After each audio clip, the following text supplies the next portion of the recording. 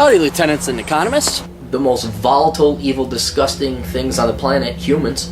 If you have a video request, you can always go to assholeconsulting.com. Yeah, I am gonna charge you, kids. And that is the importance of not fucking up. You are such an asshole!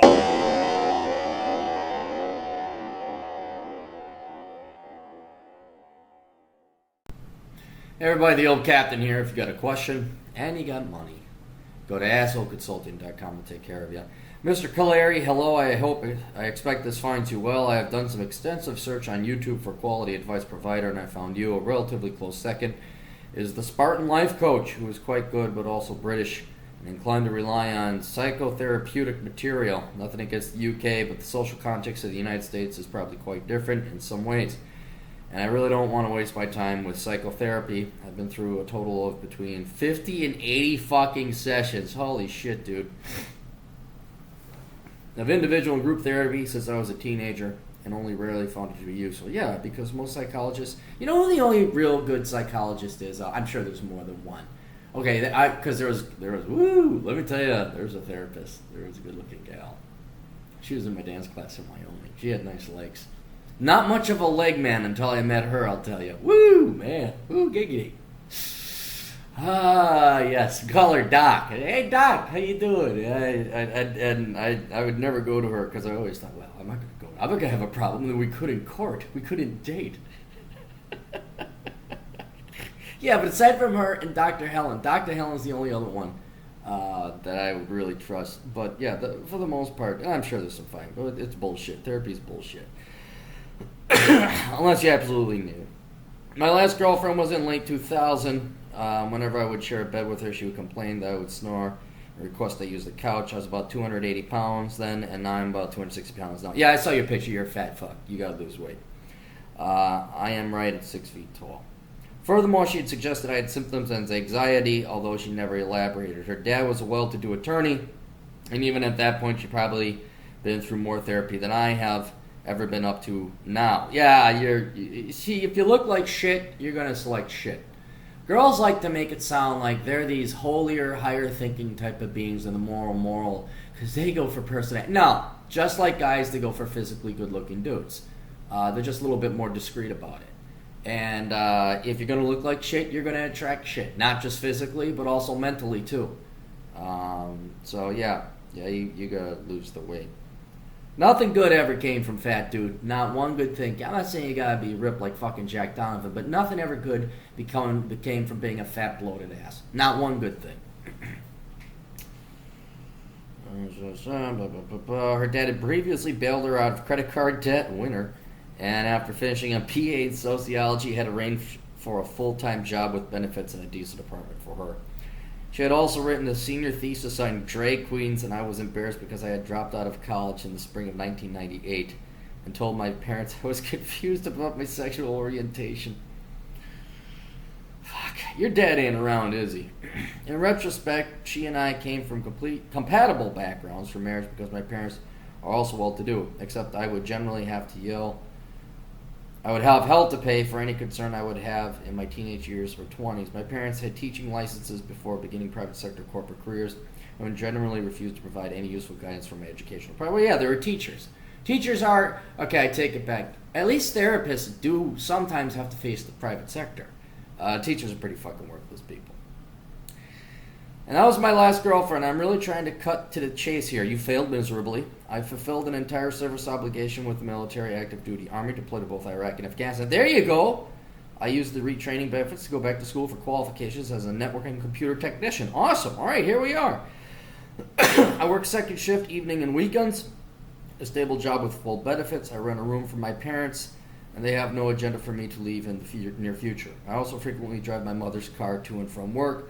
I watch house for them a dozen times per year, and my father has chronic chiropractic concerns. I'm not on a mission to get laid. I'm not seeking to completely upend my life situation in the next 12 weeks.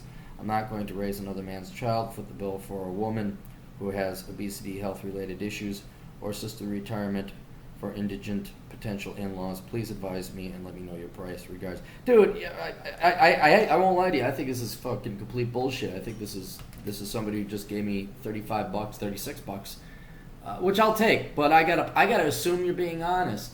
I thought it's bullshit because that is so fucking pathetic and sad. That I'm like, no, you're just pulling my chain. But let's assume you're not. Let right there. If I can't tell if you're joking and just doing this for shits and giggles, and you grabbed the picture of some fat guy and you emailed it to me, like, that's fine. I gave you $35, which is cool. But if you're real, that's a joke. You're a fucking joke. You are now at joke stage. All right. Do you realize these things? This is something I've always wondered. Like, you know, you look at The Amazing Atheist. You look at what's his name, David Futrell. You look at all these guys, and it's like, do you not get it? Do you not look? Do you not see yourself in the mirror? Do you not? And forget what you physically see. Don't you know, living at home? I mean, you're the quintessential 40-year-old virgin. Your subject was correct. What don't you get? You have the concept of 40-year-old virgin. So what? Don't you know what you're doing wrong? Which leads me to believe, this is my complete belief on. I mean, every once in a while, people are maybe that there's something wrong with them. They don't realize. You know, you could stand right in the mirror. They don't see any problems. You're lazy. You're just a lazy fucking. You're a coward. Which is why I think leads most nerds, most virgins. I mean, there's some instances. You know, I mean, you're busting your ass off at school. You're in the military. That'd be another thing. So I'll grant you that. But what don't you get about living at home, being a fat fuck, and like having no intentions of moving out? What don't you get? I can't help you. But the only thing I could do is yell at you, make you wake the fuck up, and quit being a whiny, lazy, self-pitying cunt. And you already said your 50 to 80 therapy sessions didn't work. All right, how about this? Look in the mirror and here's another thing, okay?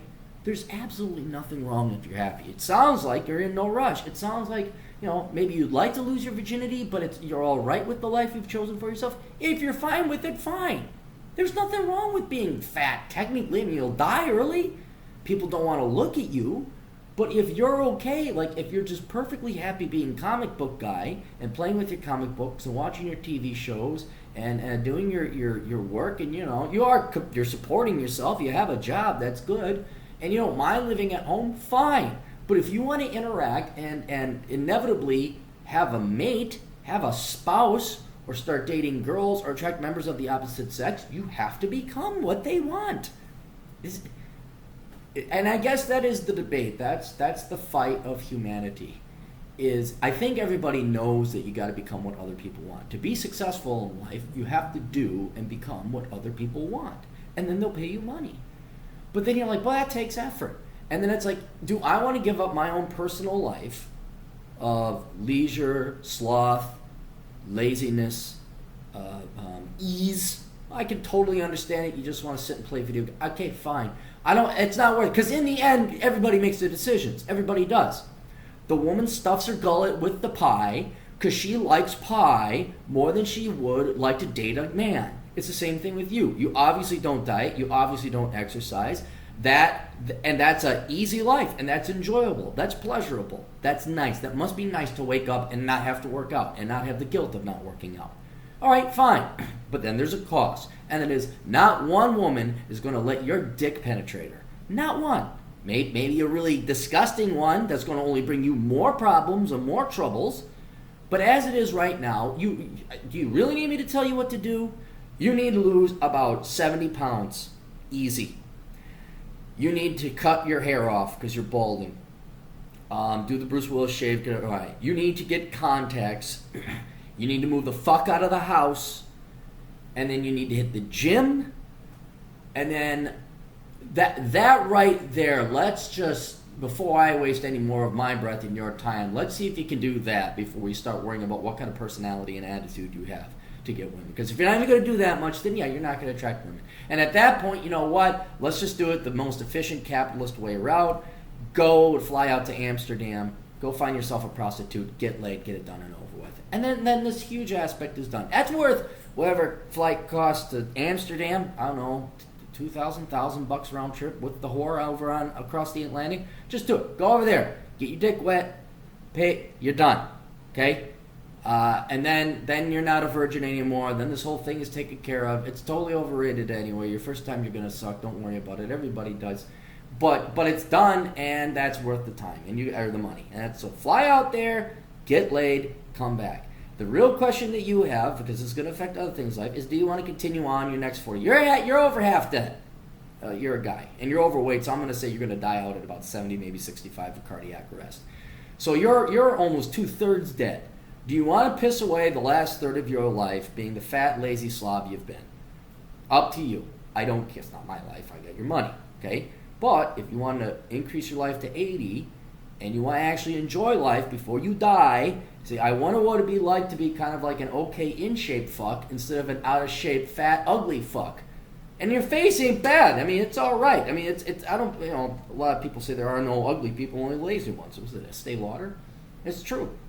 If you lost weight, you look pretty. Very few people are ugly. I mean, if you stay in shape, you know, you're svelte, you ain't got any fat on you, most people's faces would look good.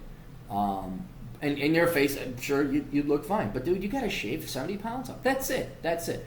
Can you set down the ho-hos? Do you want to set down the ho-hos? Do you want to go down this path or not?